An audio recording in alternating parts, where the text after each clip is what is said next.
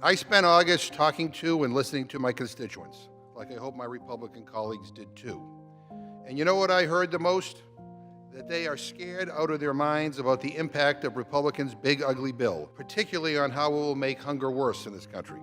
That's not how our country was started, and that's just not who we are as a people. This new year means changes for the Supplemental Nutrition Assistance Program, or SNAP.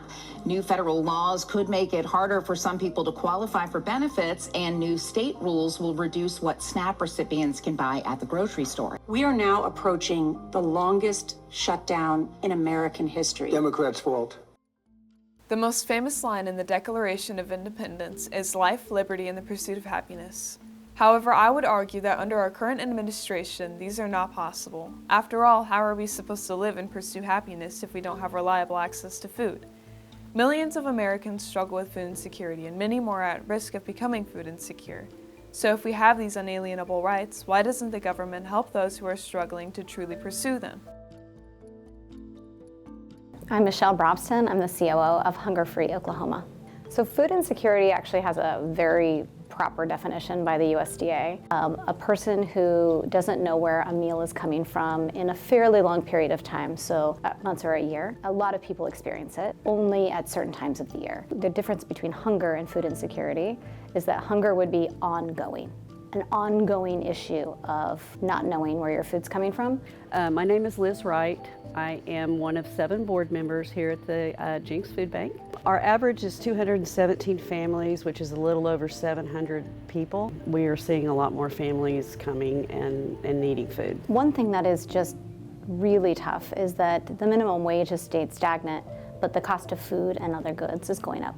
We have a lot of families that are the working poor. They just can't get ahead, have multiple jobs. I mean, even when I go to the grocery store, I'm shocked at how much things have gone up even in the last 6 months. We actually have almost as many food insecure Americans as we did at the height of the Great Recession. We are kind of on the cusp of a major program change, probably the biggest shift we've had in the program since its founding. The controversial One Big Beautiful Bill was passed in July of 2025. With it came cuts to Medicare, Medicaid, and the SNAP program. The opposition's main argument for the cuts to the SNAP program is to help mitigate high error rates around the country, the national average being 10.93% in the year of 2024.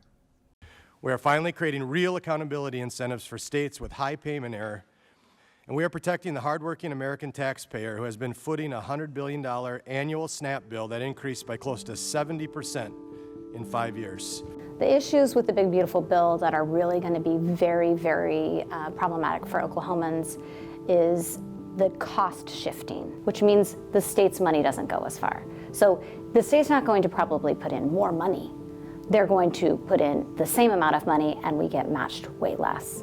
That's just Oklahoma, which only has 4 million people.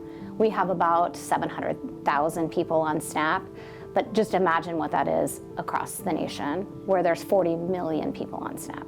The quote, One Big Beautiful Bill that was passed by Republicans in July has already begun to hurt Americans. Americans are feeling the high food costs, higher rents, more expensive health care, child care, and energy costs. The other thing that is worse is the sharing of the cost of the benefits, which has not ever happened before.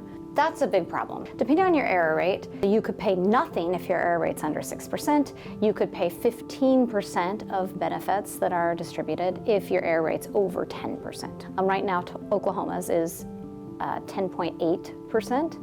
So we're in that 15% coverage area, and that equates to $270 million. Oklahoma, even though we pay our taxes to the federal government, that money will no longer be used for benefits to feed our most vulnerable neighbors. It will be instead shifted to the state that will have to pick up a surprise bill of $270 million. Now that doesn't start immediately, but it's coming. It's coming like a freight train. It breaks my heart to see people as pawns in a political war. Just, this is not what America's about.